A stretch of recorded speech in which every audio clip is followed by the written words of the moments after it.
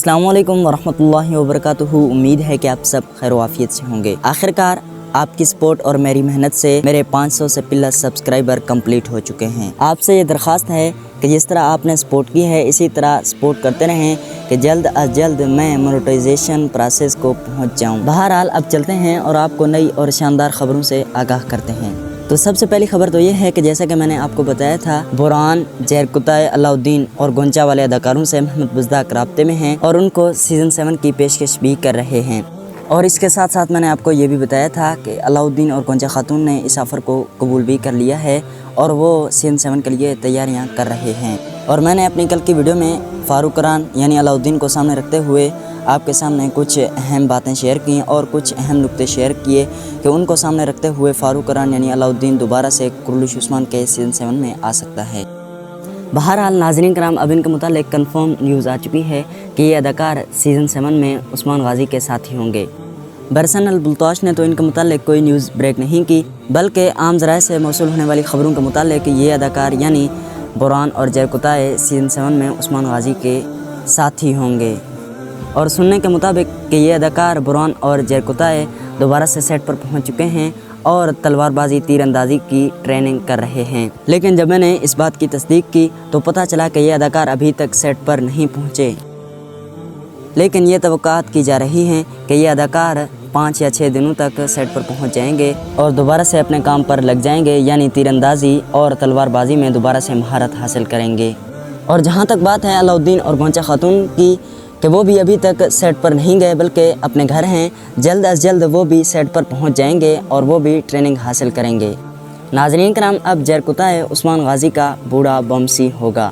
ٹھیک اسی طرح جس طرح آپ عثمان غازی کے سیزن 2 میں بامسی سردار کو دیکھ چکے ہیں کہ جب ارطغرل غازی خیمے میں پڑے رہتے تھے اور باہر جنگوں میں نہیں نکلتے تھے تو بامسی بے عثمان غازی کی حفاظت کیا کرتے تھے، اور ارطغرل غازی کی وفات کے بعد بامسی سردار نے ارطغرل غازی کی امانتیں جس طرح عثمان غازی کو دی تھیں تو اسی طرح جیرکتائے بھی اورحان غازی کو عثمان غازی کی امانتیں اس کی وفات کے بعد سپرد کر دے گا۔ اور یہ بھی آفیشیل طور پر کنفرم ہو چکا ہے کہ سیزن 7 میں ہم عثمان غازی اور جیرکتائے بوران کو بہت زیادہ بوڑھا نہیں دیکھ پائیں گے، بلکہ جس طرح کرولوش عثمان کے سیزن 1 میں بامسی سردار اور عبدالرحمن غازی کو دکھایا گیا تھا، جیسے ان کے سارے بال سفید نہیں ہوئے تھے بلکہ کچھ کالے تھے اور کچھ سفید تھے، تو اسی طرح عثمان غازی اور بوران جیرکتائے کو دکھایا جائے گا۔ ان کو جنگجو کے طور پر بالکل پرفیکٹ دکھایا جائے گا۔ میک اپ کے ذریعے ان کی شکل و صورت میں کافی زیادہ نکھار پیدا کیا جائے گا تاکہ یہ ایک جنگجو لگ سکیں۔ اور عثمان غازی کو بھی زیادہ بوڑھا نہیں دکھایا جائے گا بلکہ عثمان غازی بھی جنگوں میں ہوں گے۔ کہانی تو اورحان کے ارد گرد گھومے گی لیکن عثمان غازی بھی جنگوں پر جائیں گے اور دشمنوں سے قتال کریں گے۔